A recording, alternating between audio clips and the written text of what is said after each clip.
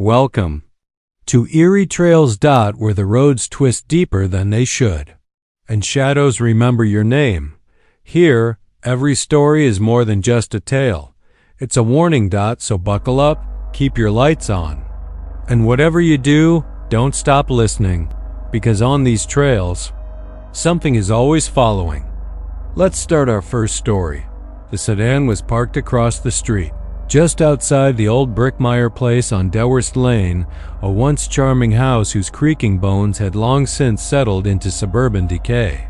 The car hadn't moved in 3 nights.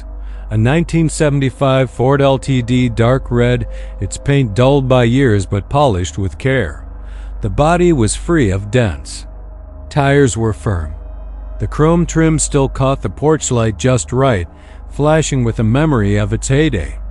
It was like a relic placed too perfectly, like it had always belonged there, or like it had been waiting. No one in the neighborhood recognized it. Not Tammy across the street, who walked her pug every night at 9:15 sharp. Not Dennis, who had lived next door for 22 years and fancied himself a keeper of local memory.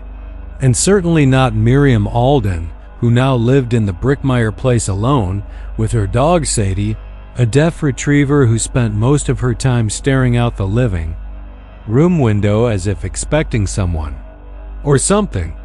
Dewhurst Lane was a dead-end street nestled on the edge of New Braeburn, Texas, a small town that smelled of hot pine and oil, its people private and unbothered. The houses were modest, single-story affairs built in the 50s and 60s, their paint fading like old Polaroids. There was a quietness to the place that felt like it had sunk into the soil, the kind of quiet you only notice once you've lived there long enough to miss it. Miriam noticed the car first on Monday night, just after sunset, when the sky had turned that electric orange and the wind carried the sour smell of fermenting leaves from the gutter. She thought maybe someone had broken down. She waited for someone to get out, an old man maybe. The car looked like the kind her father used to drive, but no one emerged. The porch lights from her home lit the Sedan in a dull glow, throwing long shadows onto the street. The next day, the car was still there. She called the police, not to report anything serious, just to say there was an abandoned vehicle. The dispatcher took her statement politely and promised to look into it, but no one came. That night, Miriam sat on the porch, wrapped in a shawl, Sadie curled by her feet. The stars hung over the rooftops like scattered bone chips. The wind rattled the hedges. And that sedan sat there, unwavering. She felt it watching, which was absurd, of course. Cars don't watch. But she swore something about it shifted, not visibly but in her gut, like it had moved deeper into her world. Like it knew her now. She went inside before midnight and didn't sleep. The following morning, the car's license plate was gone. No tire tracks on the pavement. No signs of anyone having touched it. She asked Dennis if he'd seen anything. He rubbed his chin and said no, not unless you count the cat that keeps shitting in his flower bed. Tammy said she saw a shape in the driver's seat the night before, a man, she thought, but she wasn't wearing her glasses and didn't trust herself. She also mentioned, rather offhandedly, that the car reminded her of something from her childhood. Her uncle had one just like it. He died in a boating accident when she was 10. It's like it stepped out of a dream I forgot I had, she sighed, before trailing off into silence. By Wednesday, things began to go wrong. Birds stopped landing on the Alden roof. Sadie refused to go near the front door. Even her water dish sat untouched. The porch light flickered as if struggling against a stronger will. That night, Miriam couldn't resist. She waited until nearly 1 a.m., pulled on her coat, and crossed the street. The car was colder than she expected. The chrome was freezing, and a thin layer of dew coated the windshield, though the rest of the street was dry. She peered inside. The seats were pristine, no dust, no wear, like time hadn't touched them. The dashboard held a single item, a faded Polaroid picture of a boy, maybe 10 years old, freckled, brown hair, smiling in front of a large tree.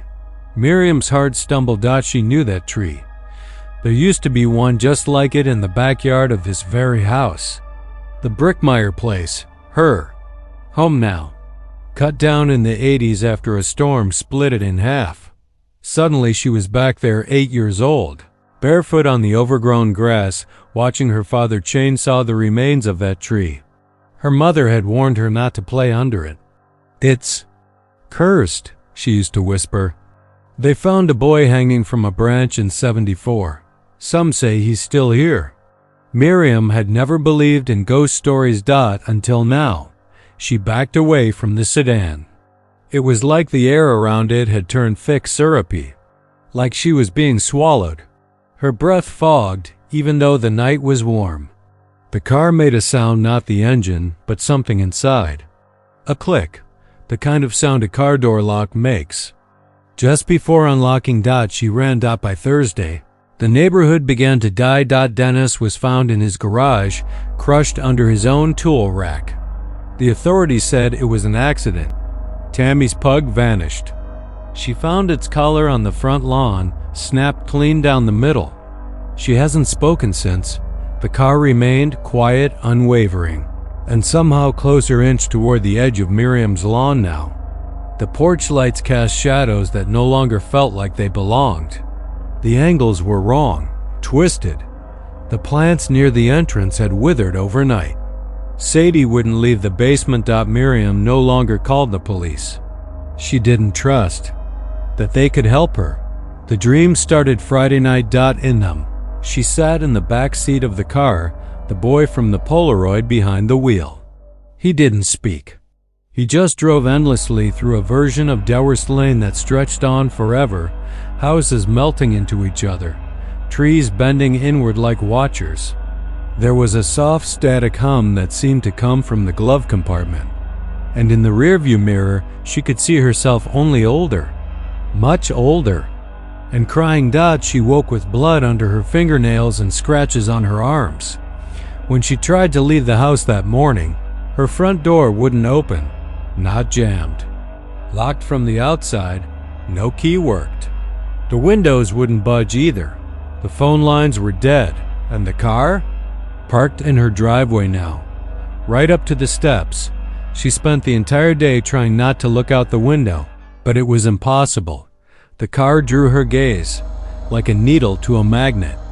That night, just before midnight, she heard its footsteps on the porch. Not heavy ones, childlike. Then the sound of something dragging a dull scrape across the boards. She sat at the kitchen table, holding a knife, her hands trembling. Sadie whined in the corner.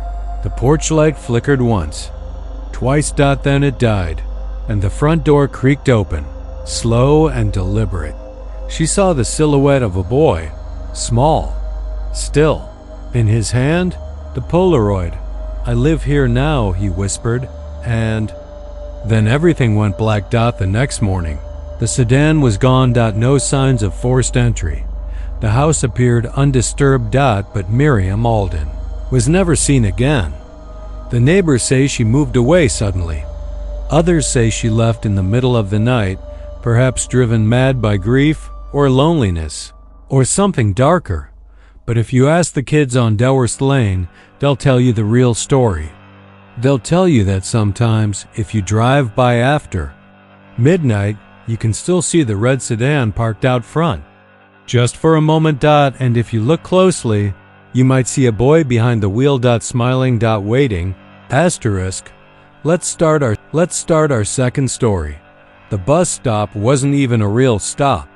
Just a slab of forgotten concrete on the side of Farm Road 1832, swallowed by dry grass and rustling mesquite, 15 miles outside Carthage, Texas.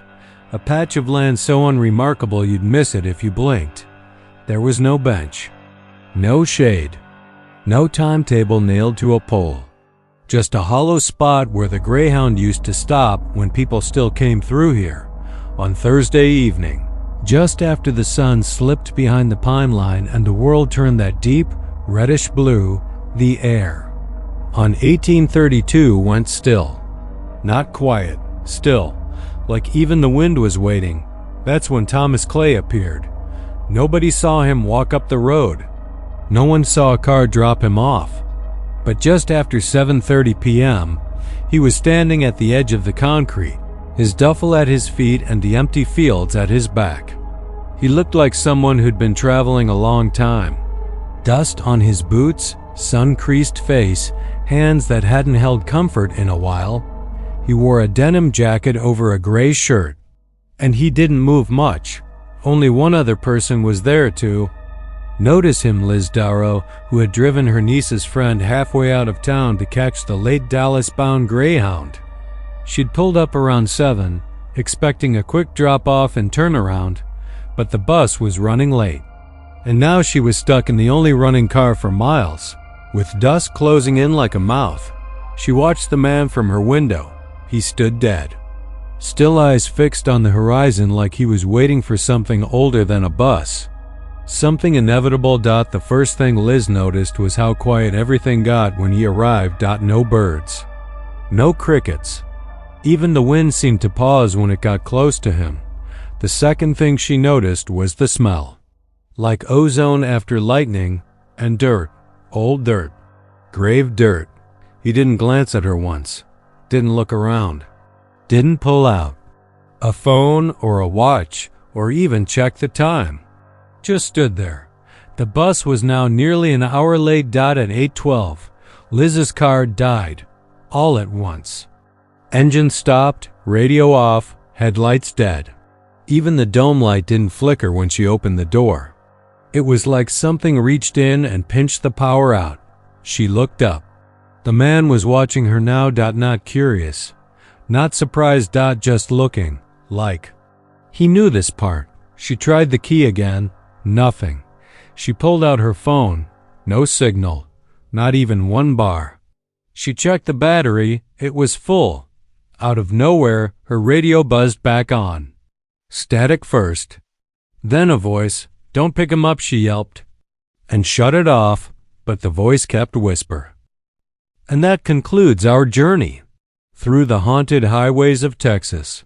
But the road doesn't end here. There are still miles of dark asphalt and forgotten trails where something waits.